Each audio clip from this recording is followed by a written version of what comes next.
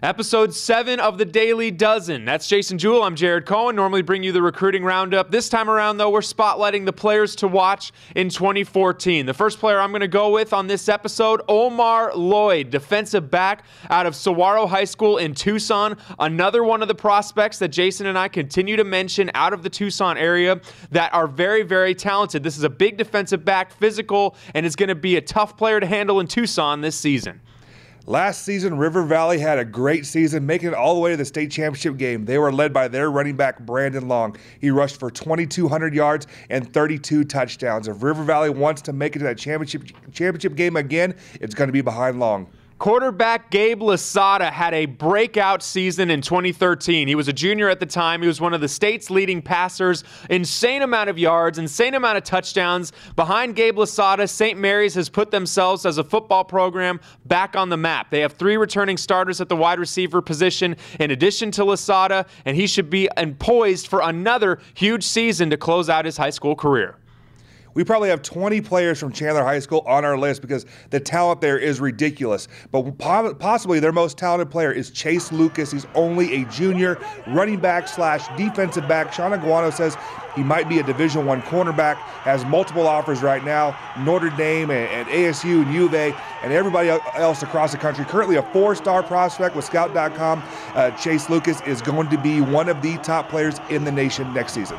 About a year ago, maybe a year and a few weeks ago at this time, Paul Lucas broke out onto the scene. It was against Bishop Gorman when Mountain Point faced the Bishop Gorman Gales, and he went off and on a stretch play, broke out for, what was it, like a 60, 70-yard touchdown run, and the rest is history with Paul Lucas. He had a great season last year as a junior, playing running back, splitting reps with Wesley Payne and Brandon Leonard. In the track season, well documented this past year, set state records and was among the fastest in the nation at the 100 and 200 meters, won the state title in the 100 meters, looks to have another big season as the premier back, even though Mountain Point runs with a lot of running backs, but he'll be that number 1 guy for the Mountain Point Pride this season. I remember 2 springs ago when we were out at spring ball practice at Saguaro, and Coach Jason Mons told us, I'm going to have a special player, and he pointed to then an 8th grader, Caden Lyles, who was standing and watching the SaberCats at their spring ball practice. Well, Coach Mons was right. Caden ended up starting every game for them, made that run through the state championship last year, and now going into just his sophomore season, Lyles already has over 10 FBS major college offers, including Arizona, Arizona State, Ohio State, Mizzou. The who's who of college football have already offered him, and he's only going to be a sophomore in high school. I remember that day we just took a look at his calves, and we're like, this kid is going to be a monster. That was definitely will remember that day very much so. His older brother, Corey Lyles, has a big job ahead of him this season at Saguaro as well. He is now going to be the starting quarterback taking over for Luke Rebenzer. Huge shoes to fill. Luke Rebenzer was one of the nation's leading passers last season, and Coach Mons is extremely confident that Saguaro is not going to skip a beat with Corey Lyles taking over under center for the SaberCats this season. I'm going to go to another Chandler player, Danny Mahan, plays receiver, but the reason he is on this list is because of his playmaking ability as a returner. He is just lightning in a bottle because he's not real big. He's probably 5'6", 170 pounds, but he is a threat to score anytime he touches the ball. Currently has an offer from Northern Arizona.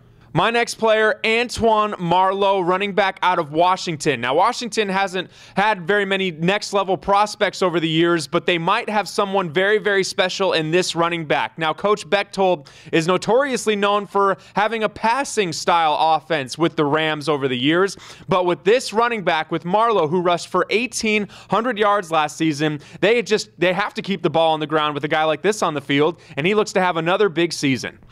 I'm going to take offense to your statement about the Washington High not having next-level prospects because I am a Washington alum, and we've had a handful. Look at the Garola brothers and Kyrie Marshall up at Boise State. But I'm staying in Glendale Union, staying in that district. Josh Marquez, a tight end from Greenway High School, has put up big numbers over the last 2 years. Last year as a junior, caught 33 passes, 464 yards, and 7 touchdowns. I'm expecting him to have another great senior season, and he is one of my top 10 tight ends in the state of Arizona. Don't get all saucy on me. I didn't mean to insult you or anything like that. Got a lot of respect for the Rams program.